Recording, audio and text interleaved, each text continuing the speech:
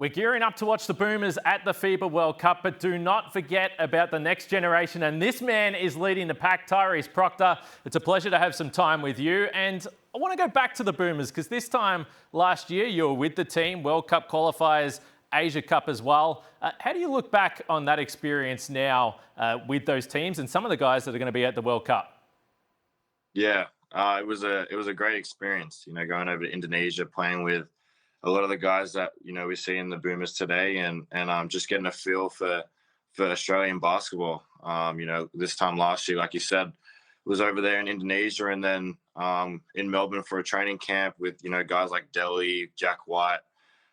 Joe was there, so just getting a feel for the culture, and it's been a great experience.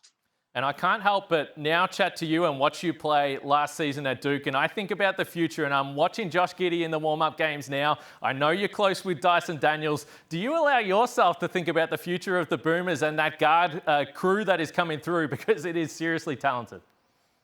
Yeah, for sure. I speak to those guys all the time. Like you said, I'm really close with Dyson and caught up with Josh in LA a few months ago, and was with Paddy a couple nights ago, just chatting to him about some stuff. But it's been good. I think we've got a really good group coming up, and our guard play is going to be one of the strongest in the world. I know you're heading back to the US soon, but this year's FIBA World Cup, how closely are you going to be watching it? And I assume, having been a part of it, maybe it stokes the fire, maybe you're feeling more hungry to be a part in the future.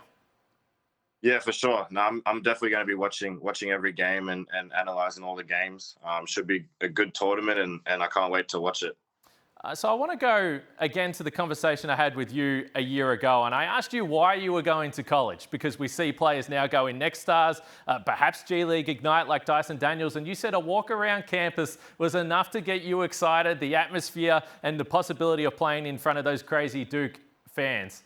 How was the experience overall? And it doesn't have to be on court right now. Yeah, I loved it. Like I said a year ago, I thought it was just right for my decision. My family thought it was best for me. And I've loved every step of the way. Obviously, winning the ACC this year was huge. And just the atmosphere on the court. I think we've got a great coaching staff, and the environment around campus is just, something that I haven't experienced before. And I can't wait to go back for another year. You mentioned the coaching staff, and you went into this school at a very interesting period and a unique period. They hadn't had a new head coach for a long time. John Shire, how did you find his first year with the school and your relationship with him and working under him?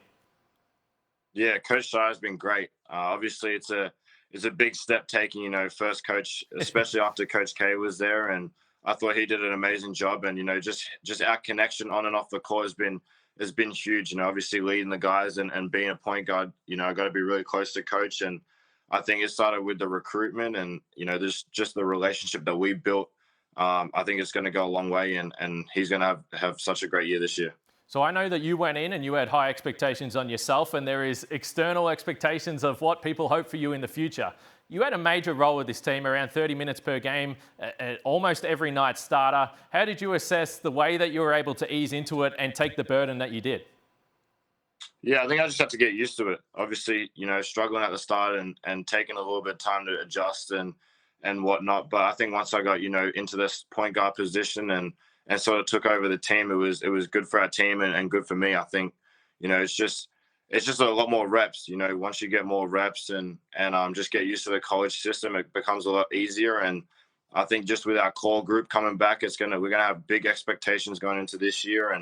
And I obviously have goals and expectations for myself, and just want to carry over how I left off last year. You mentioned struggles to start the season, and I think no doubt as we watched you from afar, you looked like you got more comfortable the season went on. The efficiency started to get back to where we expect from someone as talented as you. What do you put down the early struggles to as you were trying to find your feet? I think it was just a confidence thing. Obviously not shooting the ball as good as I could have, coming off Indonesia where I shot it, I think 50% from three, roughly around there. So I think it was just, just getting in a rhythm and a groove. College system's a lot faster and it is physical, but I think just getting more reps and just getting a rhythm into things. Nothing really changed. It was just confidence. Cameron Indoor Stadium. I haven't been there yet. I'm desperate to get there at some point in time. Can you let us in any way what it's like playing in front of those fans for the first time and then as the season builds? Yeah, it's a stadium like no other. You can't really put it into words. You just have to sort of be there and experience it. I think everyone in their life, should go to a game in Cameron. It's an atmosphere that you'll sort of never forget. And it's I remember the first couple games, I sort of got a headache because of how loud it was. And then you have to adjust to it. But it's definitely a crazy environment, and I love playing in front of the fans. It might be an obvious question, but where was the best atmosphere? I know that you had a couple of tight wins over North Carolina, which would have made everyone in your parts very happy. Yeah, no, the North Carolina series was huge, especially at North Carolina. I think that was a atmosphere that I'll never forget.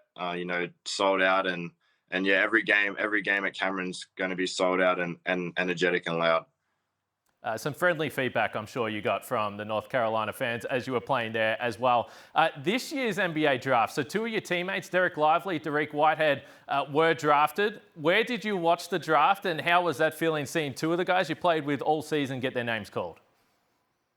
Yeah, no, it was great. We watched the draft at one of my teammates' house, Ryan's house, and we just all around, just had food and just a little watch party together. And yeah, it was great. We've seen the work that they put in and the season that they had, and just to see that all their hard work and stuff like that is getting rewarded now. It's great.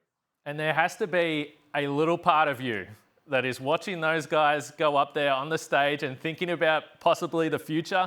What was going through your head as you were watching the draft? Yeah, I think it's just more eager. It got me a lot more excited. I've seen the work that they put in, and I know how I'm going about my business, and it just gets me excited. Don't want to look too far ahead, but just knowing that if you put in the work, it's going to pay off. So what went into the decision to come back for a second year? Because certainly the option would have been there and could have been there to put your name in last year's draft. So how did you work through that process? Yeah, definitely. I tried to go about it really early. So obviously got in touch with my agents and my family and coaches, and we heard all the feedback and talked and had a lot of Zooms and calls, and it just felt like it was the best decision for me. Got my feedback, and it was ultimately up to me if I wanted to go or come back, and I just felt like I had a lot more to prove, and I wasn't finished at Duke yet. A lot more to prove. So what does the offseason look like? What did you learn from last year? And what specifically are you trying to implement this year and maybe hit the ground running? Yeah. I think improvement-wise, just getting more shots off the dribble and off the bounce. Just getting a lot more reps. That was the main focus, just getting a lot of reps quicker, just speeding my game up a lot more. And I've been in the gym all the time and just working on those things. But I think it just comes with an experience thing as well. Just being able to play a whole year and playing against, guys that got drafted has been huge for me. And just keep working at my craft and yeah, it'll pay off. Only a very short time at home for you. You've got to get back over and get ready for the school year again. What are you trying to get done at home? Because I'm sure part of you went through the school year and there has to be some things you missed from home. Yeah, the food's definitely a big one. Miss the food back here, just the lifestyle and the culture. The beach is a big one. Me and my family are going to go up to the Gold Coast for a few days and enjoy time up there. But I think just being around my family again has been huge for my mental, and just being home, seeing all my friends and family. I'm glad you mentioned the food because I think about it, and if I was in your position and I'm at college and I don't know if you have to cook for yourself, hopefully someone is taking care of you, but I would be in serious, serious trouble. So what are you like around the house? Are you cooking at all? I cook here and there. I don't really cook a lot. My mom's the cook. She knows how to cook, and she makes great dishes and stuff like that. Dad can cook as well, but yeah, I'm not a cook in that sense. No, that is absolutely fine. I was in the same boat, and to be fair, still am. We really appreciate the time. We're looking forward to watching you in year two and everything that is to come in the future. Tyrese Proctor, you're a star. Thanks for the time. Appreciate it. Thank you for having me.